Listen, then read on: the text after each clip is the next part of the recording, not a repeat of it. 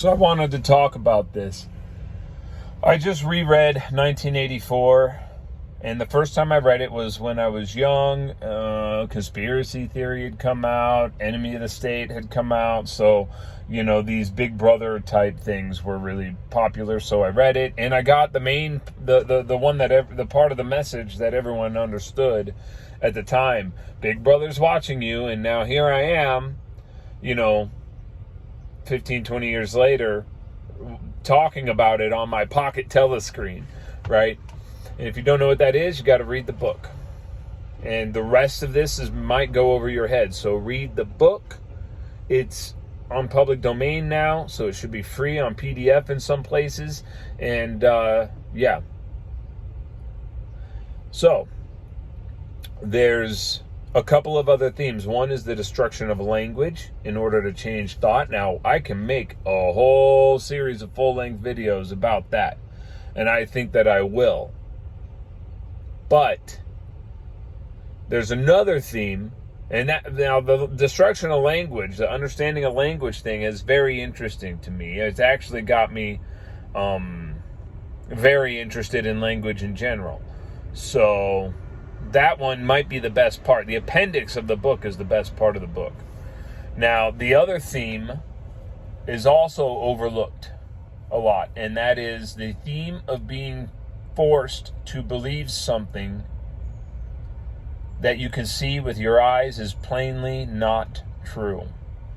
And not just believe it, but know it. They made a very, very, very specific distinction on this. Now, I'm not going to go with the obvious things, okay? I'm not going to go into it. I'm going to breeze past them. I will mention them, and they will be listed right here. I am being told to believe that when I see a man, that it's a woman, and always has been a woman. That's almost verbatim taken from 1984. Only replace it with a political thing, like we were at war, and these people are our enemies, and they've always been our enemies. We've always been at war with them. Same idea. Like almost the same language, same thing. Then the other one that I could see in our day and age is when I see a picture of a sonogram and it's a person, clearly, plain as day, and it says, not a person yet. I have lots of, my opinion is not limited to that on abortion, but it does include that, and that is a thing. So, that's part of this. But, I digress. Let's continue with the other thing. With the other part. With a simpler, easier one to understand. And less controversial, to make a point. I'm in Salt Lake City, Utah, and right now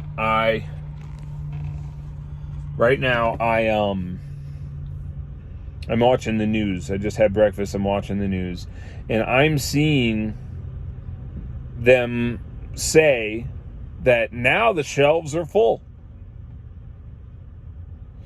And it made me think. I'm like, you know what? When everybody was saying all the shelves were empty, it wasn't all of them.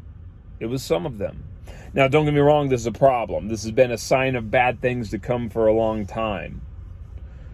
But they did that. The media did that. They would take a picture of one shelf that was empty when most of the shelves were not, and they would make it sound like that was most of the store. Now, it's the same.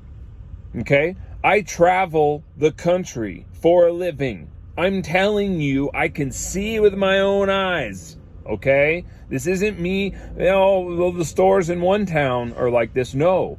All of the stores I go into, the ones I deliver, everything, I can see with my own eyes. They are the same.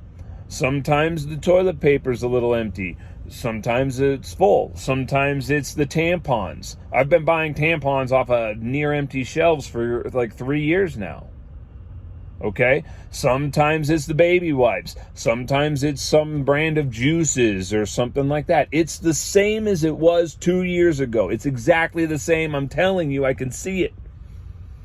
Now they want me to believe that the shelves are full. And they wanted me to believe that they were completely empty before when, well, you could buy other things. You just couldn't buy Hamburger Helper, right? Or something like that. This is weird, guys. Am I the only one who thinks this is weird? Am I the only one even noticing this? They're telling me to believe something I can see with my own eyes. I understand. You have a statistic, okay? But the problem with this believing statistics as if it's a scientific truth, as if it's fact, means that the problem with that is that we can easily be conditioned that as long as that published thing, which is published from a position of authority, says this, we will act as if it is the truth, when our eyes are telling us very plainly otherwise.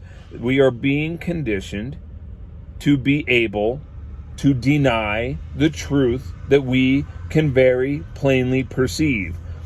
But we don't have the vocabulary as individuals to say otherwise.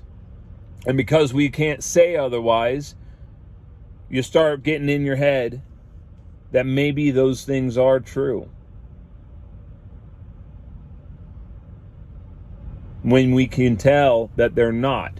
But because we don't have the words to say it, you can't substantiate it, and then that alters your thought.